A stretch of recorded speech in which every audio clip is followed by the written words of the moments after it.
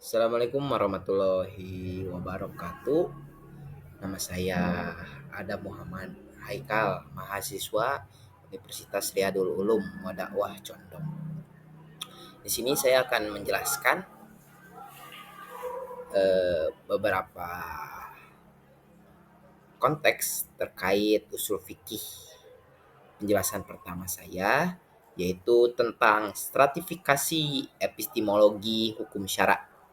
Stratifikasi itu merupakan pengelompokan. Epistemologi itu sumber pengetahuan dari mana asalnya hukum ini, dari mana asalnya hukum ini. Nah, hukum apa? Hukum syara. Hukum syara itu apa? Hukum syara adalah manifesti khitab Allah yang berkaitan dengan perbuatan para mukallaf. Mukallaf itu siapa? Mukallaf adalah orang yang telah diberikan tanggung jawab atau telah memiliki tanggung jawab untuk mengikuti suatu syariat. Secara epistemologis, hukum syara itu ada dua. Yang pertama itu sumber primer. Primer itu berarti sumber dasarnya, sumber utamanya, yaitu adalah masodir asasiyah. Apa itu? Masodir asasiyah itu berbasis teks atau wahyu yang mutlak dari Allah Subhanahu wa taala yang berupa Al-Qur'an dan As-Sunnah. Ini merupakan inti absolut yang tidak bisa diubah. Yang kedua, sumber sekunder yaitu masodir tobaiyah yang merupakan instrumen pengembangan berbasis nalar metodologis. Jadi sumber kedua ini masodir tobaiyah itu dari nalar berdasarkan nalar manusia secara metodologis, metode-metode menganalisis dalil. Nanti ada berupa ijma, qiyas, istisan, maslahah, wa mursal. Jadi intinya Al-Quran dan As-Sunnah adalah satu kesatuan yang tidak dapat dipisahkan dalam menerangkan hukum Islam. Selanjutnya, Al-Quran itu dianalogikan sebagai mata air pertama. Jika dalam sungai itu air mengalir dari hulu ke hilir, maka mata air pertamanya itu adalah Al-Quran. Al-Quran itu sebagai mata air pertama dalam menentukan hukum. Definisi yuridis Al-Quran adalah firman Allah yang diturunkan kepada baginda Nabi Muhammad SAW yang berbentuk tulisan, tulisannya itu dalam mushaf dan bersifat mutawatir. Mutawatir itu berarti koheren dan bernilai ibadah saat dibaca. Otoritas Al-Quran secara normatif yaitu berfungsi sebagai petunjuk mutlak. Mutlak itu berarti absolut. Hudan lil muttaqin. Terdapat kewajiban absolut untuk berhukum pada wahyu Allah sebagaimana Quran surat Al-Maidah ayat 44 sampai 47. Konsekuensinya, pelanggaran terhadap hukum Allah berdampak fatal. Diklasifikasikan menjadi yang pertama itu kefakiran, kekafiran yaitu pelanggaran akidah. Berarti dalam artian seperti menyembah kepada selain Allah, menyembah kepada berhala itu dalam bentuk kekafiran. Yang kedua itu kezaliman, pelanggaran hak manusia. Seperti kita menyakiti orang lain dengan cara memukul, merampas harta miliknya dan sebagaimana. Yang ketiga itu ada kefasikan, yaitu pelanggaran ibadah atau larangan seperti ibadah yang sifatnya wajib ditinggalkan atau larangan yang bersifat haram dilakukan. Itu yaitu dalam berbentuk kefasikan. Ini merupakan konsekuensi pelanggaran terhadap hukum Allah yang berdampak fatal. Selanjutnya, dalam Al-Quran, klasifikasi ayat dan sifat teks. Kalau ayat yang bersifat, Kalau ayat yang menjelaskan tentang hukum, sifat dari teks ayat tersebut itu bersifat global atau ijmali dan umum atau kuli. Kenapa? Karena teks-teksnya ini relevan. Dalam artian itu bisa digunakan oleh manusia dan membutuhkan mekanisme operasional dan penjelasan rinci. Jadi karena sifat teksnya itu bersifat global, menyeluruh dan umum untuk setiap kasus, maka harus ada mekanisme operasional, mekanisme analisis dalam menjelaskannya secara rinci supaya teks yang umum dan global ini tidak menjadi salah dalam pemahaman atau miskomunikasi. Nah, di sini teks-teks Al-Quran itu ada yang berupa akidah atau fondasi keyakinan dan keimanan, ada yang berupa akhlak atau etika sebagai standar moral berperilaku manusia, dan ada yang bersifat hukum praktis atau berbentuk hukum praktis, yaitu amaliyah, amal perbuatan yang mengatur interaksi vertikal manusia. Kalau interaksi vertikal itu beribadah berarti antara manusia dengan Allah, dan ada yang horizontal yaitu antara manusia dengan manusia yang bersifat muamalah. Nah, semua ini bersifat global. Teks-teks ayat tersebut ini bersifat global. Selanjutnya, as-sunnah. As-sunnah itu apa? As-sunnah itu adalah segala sesuatu yang berasal dari Nabi. Itu nanti ada dibagi tiga bentuknya. Ada yang qauli, fi'li, dan takriri. As-sunnah itu sebagai apa? Dalam sumber hukum syara, as-sunnah itu sebagai penjelas dan penguat. Fungsinya itu sebagai mubayyin, penjelas terhadap teks global Al-Quran, sebagaimana dalam Quran surah An-Nahl ayat 44. Dan perintah mutlak untuk menerima apa yang diberikan Rasul, Quran surat Al-Hasyr, ayat 7. Nah, sebagaimana yang disinggung sebelumnya, as-sunnah itu memiliki tiga bentuk. Yang pertama itu qauli, yaitu perkataan, merupakan sabda langsung yang mengandung syariat. Jadi ketika Nabi bersabda A, maka itu bersifat qauli, perkataan. Yang kedua itu fi'li, perbuatan, yaitu praktik nyata dari Rasulullah SAW. Ketika Nabi melakukan suatu perbuatan A, maka itu disebut fi'li atau perbuatan. Jadi as-sunnah berdasarkan fi'li. Yang ketiga itu takriri, yaitu ketetapan. Bisa berupa pembiaran, bisa berupa persetujuan Rasul atas perbuatan sahabat. Contohnya ketika sahabat melakukan A, Rasul membiarkannya, atau Rasul melarangnya, atau Rasul melakukan persetujuan terhadap perbuatan tersebut. Itu disebut takriri atau ketetapan. Selanjutnya, trifungsi as-sunnah terhadap wahyu. Jadi ada tiga fungsi nih as-sunnah terhadap wahyu. Yang pertama itu sebagai takrir atau menguatkan. Contohnya, dalam Al-Quran ada perintah berbuat baik pada istri. Quran surat An-Nisa ayat 19. As-sunnah itu menguatkannya dengan berupa hadis akan hak istri atau nafkah dalam hadis riwayat Ibnu Majah. Jadi takrir ini untuk mengukuhkan hukum yang sudah ada dalam wahyu. Yang kedua itu fungsinya sebagai tafsir atau tafsil, yaitu merinci. Contohnya dalam Al-Quran itu ada perintah sholat secara global. Jadi perintah sholatnya itu masih secara global. Nah, as-sunnah memberikan rincian, yaitu dalam hadis riwayat Bukhari, sholatlah sebagaimana kalian melihat aku sholat. Nah, hadis ini berfungsi sebagai merincikan perintah sholat yang sebelumnya. Sebagai penjelasannya itu merincikan ayat mujmal atau am yang bersifat global atau mutlak.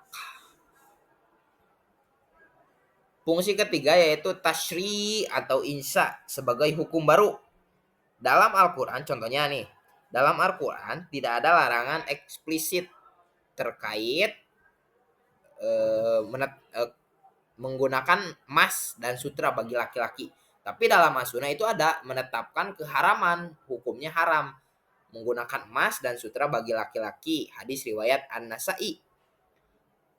Jadi tasri itu untuk menetapkan hukum yang tidak disebut dalam Al-Quran. Tuh, jadi ada 3 fungsi as-sunnah terhadap wahyu itu, ada takrir sebagai penguat, ada tafsir sebagai perinci, dan ada tasri sebagai sebagai menunjukkan hukum baru yang tidak tertulis dalam Al-Quran. Nah, selanjutnya usul fikih itu apa? Usul fikih dianalogikan itu sebagai mesin nalar hukum. Mesin nalar hukum itu berarti kita memproses suatu hukum menggunakan nalar. Nalar itu adalah proses mental yang terjadi dalam otak. Perbedaannya apa dengan fikih? Kalau fikih itu bersifat makro dan berbentuk output hasil hukumnya, kalau usul fikih itu bersifat fikih itu bersifat mikro, berarti skala kecil dan berbentuk output yaitu hasil hukumnya. Kalau usul fikih itu bersifat makro dan berbentuk proses.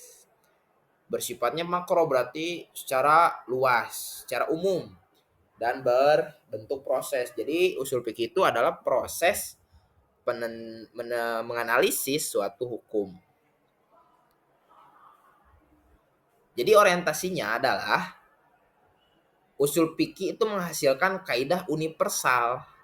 Suatu tata format hukum berarti format yang secara universal untuk menyeluruh untuk semua manusia ala wajhi kuli atas sesuatu yang eh, sesuatu yang parsial itu. Nah, bukan memecahkan satu kasus tunggal. Jadi bukan memecahkan satu kasus yang tunggal. Jadi berdasarkan kaidah yang universal. Selanjutnya ada 4 besar objek kajian usul fikih. 1 yaitu analisis hukum syarak, bayan al-ahkam. Jadi usul fikih itu mengkaji jenis-jenis hukum. Contohnya ada taklifi dan wadi. Taklifi itu adalah beban kewajiban untuk mukallaf. Wadi itu adalah kondisi keberlakuan. Jadi kondisi yang menunjukkan berlaku atau tidaknya suatu hukum. Tuh, jadi yang pertama itu objek kajiannya adalah analisis hukum syara. Kita menganalisis suatu hukum syara. Yang kedua, objek kajiannya itu adalah studi sumber hukum. Dirosah al-adillah. Mengkaji validitas dalil. Jadi setiap dalil itu dikaji validitasnya, apakah dalil ini valid atau tidak, apakah dalil ini koheren atau mutawatir atau tidak. Nah, dalil yang disepakati yaitu seperti mutafak, Quran, sunnah, ijma, kias. Nah, ada juga dalil yang diperselisihkan yaitu mukhtalaf dan ihtisan. Nanti ada ketika sudah diuji validitasnya, ada yang disepakati dan ada yang diperselisihkan. Objek kajian yang ketiga itu adalah metodologinya. Metodologinya itu wujud dalalah al-adillah. Bagaimana nanti kaidah kebahasaan, ada bentuknya khos dan am, yang khusus dan yang am, ada yang mujmal dan mubayan, ada yang mutlak dan muqayyad, dan ada amar dan nahyi. Nahyi. Itu dalam metodologinya. Selanjutnya, objek kajian yang keempat itu ada subjek dan objek ijtihad. Siapa yang menjadi subjek dalam ijtihad, siapa yang menjadi objek dalam ijtihad. Hal al-mustadil. Jadi nanti di kualifikasi mujtahidnya itu apa, syarat ijtihadnya itu apa, hukum itibanya itu apa, dan batasan taklidnya. Itu 4 peta besar objek kajian usul fikih. Selanjutnya, di sini dianalogikan istimbat dalam usul fikih itu sebagai corong. Jadi istinbat itu apa? Istinbat merupakan seni membedah teks, bagaimana kita memproses suatu dalil dan menyimpulkan hukum terhadap dalil tersebut. Nah, di sini dalam corong itu bentuknya itu melebar menjadi kecil. Dimasukkan dalil-dalil kepada corong istinbat tersebut. Contohnya dalil mentah atau teks, yaitu lafadz amar. Kalimat perintah dirikanlah sholat. Ketika sudah masuk dalil tersebut kepada corong, diproseslah oleh kaidah universal, yaitu pisau analisis usul fikih. Ketika ada kalimat perintah dirikanlah sholat, bertemu dengan proses yang menggunakan rumus al-aslu fil al-amri lil al-wujub. Pada dasarnya, setiap kalimat perintah dalam dalil menunjukkan hukum wajib. Karena dalam dalil tersebut merupakan perintah dirikanlah sholat, maka sholat adalah wajib. Hukumnya wajib. Nah, kemudian keluarlah kesimpulan hukum, yaitu sholat hukumnya adalah wajib. Nah, kesimpulan hukum ini adalah fikih, proses membaca, membedah, dan menentukan suatu hukum itu merupakan usul fikih. Gitu. Selanjutnya, diagnostik hukum syara.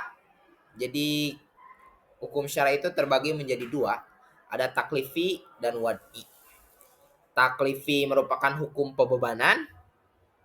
Jadi, hukum-hukum yang membebani kepada al-mukallaf. Mukallaf itu yang terbebaninya. Manusia yang sudah wajib untuk melakukan suatu hukum. Dan ada wad'i, itu hukum kondisionalnya. Jadi kondisi yang menentukan apakah hukum tersebut menjadi keharusan atau kebolehan atau kebebasan. Nah, taklifi itu fokus utamanya beban perbuatan langsung bagi mukallaf. Tuntutan untuk melakukan, meninggalkan, atau memilih. Kalau wad'i, fokus utamanya adalah kondisi keberlakuan, ketetapan yang menjadi sesuatu sebagai prasyarat bagi hukum taklif. Karakteristiknya, taklif itu menuntut subjek secara aktif bertindak atau menahan diri. Dan wad'i itu menjadi indikator alamiah syar'i apakah suatu tindakan sah atau diwajibkan. Contohnya, kategorisasi dalam taklif itu ada wajib, sunnah, mandub atau mandub, mubah, makruh atau haram. Kalau dalam wad'i, kategorisasinya itu ada sebab. Waktu tergelincir matahari menjadi sebab wajibnya sholat duhur. Dan syarat sholat duhur adalah wudhu. Dan man'inya yang menghalangi untuk melakukan sholat duhur adalah contohnya haid. Nah, ketika sudah ditentukan, maka apakah hukumnya sah atau batal? Sekarang sudah selesai penjelasan saya. Langsung ke kesimpulan. Jadi dalam kesimpulan ini ada analogi, yaitu pohon syariat yang abadi. Dalam pohon itu terdapat beberapa bagian. Ada yang akar, ada yang batang dan ranting, ada yang daun dan buah. Kalau kita analogikan ini sebagai pohon syariat, akarnya itu yang menghujam kuat. Akar itu dalam pohon itu kan berarti menyerap nutrisi dari air dan menyalurkannya ke seluruh bagian tubuhan. Dalam hukum syariat, akar itu menjadi sumber primer, yaitu Al-Quran dan As-Sunnah. Mata air nutrisi yang mengalir kepada seluruh bagian tumbuhan. Nah, batangnya dan ranting itu menjadi nalar metodologis, yaitu usul fikih.